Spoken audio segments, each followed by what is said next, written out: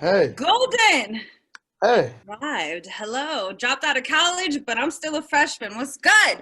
that is the word on the streets. That is the word on the streets. Hey man, how you doing, dude? Man, I'm doing pretty good. Just play some basketball, chilling now.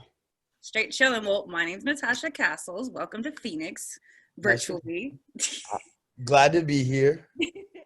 Now, congratulations on everything.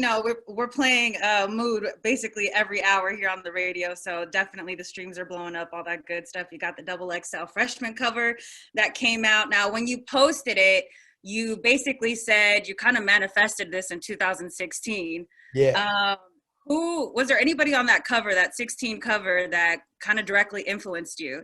There's like Lil Uzi, there's Yachty on there. We got Anderson Paak. I listened to all those artists, that was such a crazy year just because it was like literally everyone that I wanted to see on there. Mm-hmm. Kodak, 21, Yachty, Uzi, Savage, everyone was on there. So for me, that was just such a cultural like stamp. Like this is the What a big next year. generation right here that I was like, damn, I got to be a part of that. That's tight. I saw an interview that you had done with Lyrical Lemonade, and you talked about writing some hooks for some artists, and a lot of them weren't being picked up at the time. Did that mess with you mentally at that time, or were you like patient? Nah, Like, I was like, damn, bro, I make way better hooks than these artists. Like they're sleeping on me right now. It's if they don't want to hit, that's their problem. but now you can use them for your own songs, right? I mean, I ain't even worried about those old hooks. We just got new, bigger, better things coming every day. That's dope. With your eclectic blend in music, you're fusing a lot of different, from pop to a little rock to hip hop fusion and stuff like that. What were some, I guess, musical influences for you growing up, and who put you on, like parents, family, friends? My parents definitely they had a big impact on who what I listened to growing up. A lot of Michael Jackson, Kanye West, even who else did they put me on to? Black Eyed Peas, Outkast, that stuff.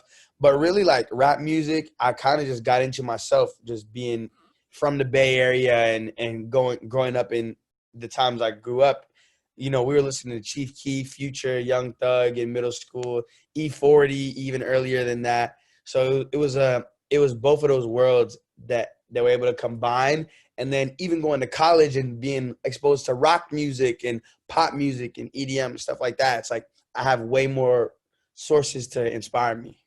Yeah, yeah, I was surprised to see, like, even you have a collab with Clean Bandit. I was like, okay, why not? No one would have expected that, but we did it. Facts. Now, you mentioned E40, E40. Has there been any like OG Bay Area artists that have reached out to you, kind of giving you props? Me and 40's cool. I know he's definitely fucking with the movement right now. I met him way before Valentino even popped off, back at like a video shoot maybe 2 or 3 years ago, and I remember like he the noise he made, the you know Ugh, that's yeah, so it's 41. so signature. I was like, yo, like 40, a lot of respect for you. I've been listening to you since I was 4 years old. Tell me, how does this sound? And I hit him with a and he was like, that ain't bad at all. That's pretty good. I'm like, yes, like I got the sign from 40. That's legit. That's tight. And hey, if you've got a E40 collab, that's really making it somewhere. Yeah, the Bay will love that. You did tease us with that Quavo collab, which is that coming on El Dorado? The world may never know. Damn it! Nah, we're uh, I don't even know if I could. I'm gonna just say it. Maluma just got on that one too, so we might have a little international global banger. So I'm just keeping that tucked in my pocket for when the time is right. Okay, we go worldwide. Now, I know you're not going to give me like the El Dorado drop date, but can we get a date for when you'll give us a drop date? I can give you a time frame. It's really important to me that when I release this album that it's people can make memories to it. So I want to wait and hopefully maybe January or February it'll be a better time to drop it. Hopefully, 2021. Hopefully, the corona packs up and says, you know what, I'm done. I'm sorry. You know, I think when on New Year's it'll be like a magic fairy is gonna hit her wand or something, and all will be good in the world. 2020 was just a curse year or some shit. I feel like, yeah, I don't know if it's going anywhere, but it'll be like 2021. Like, all right, that'll be the worldwide acceptance of like, all right, this is what we got to live with. Let's stop freaking out and move forward. I'm just trying to be optimistic. Yeah. Can we at least get a drive-through concert, something to rage with or something? Right. I missed being on the road, yo. Like that's my favorite, one of my favorite parts of this whole being an artist, like going out and like seeing the people that actually stream your music or buy your merch or support you in real life is such a crazy feeling. Yeah, that human connection is definitely essential. Yeah. Since you do have that, you know, kind of like eclectic taste in music from what you listen to and the music you make, is there an artist that you'd like to work with that would kind of challenge that for you, that would really kind of make you reach for something sonically that you've never done before? Drake, I think, you know, he's the biggest hit maker of our generation, right? So whatever he comes with, You got I the gotta Golden do. touch. I gotta match that. You know, I can't be getting bodied by Drake on my song or his song or whatever. I gotta match that same energy. So it's like you know, like if you're a basketball player, playing with the best players only gonna make you better. Mm-hmm. Rapping with the best rappers only gonna make you better. With the good people in the room. Now, I think it's interesting. Your name really is Golden. You got a really dope name, Golden Landis Von Jones. Like, Yes. there's so much you can do with that name. It's such a strong name. Now, did you have any like difficulties with that growing up? Like, were you like, or did it kind of shape you into who you are today, basically?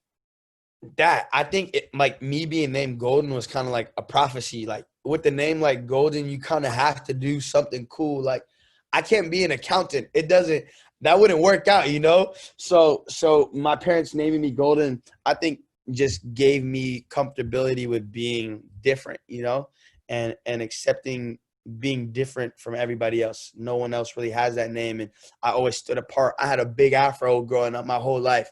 So imagine you got a kid with a big afro walking around in a name like Golden. You kind of you got to do something. I don't know what you're gonna do with your life, but you're gonna be something. And when I was I mean, Mr. Von Jones got a ring to it. That's pretty fire too.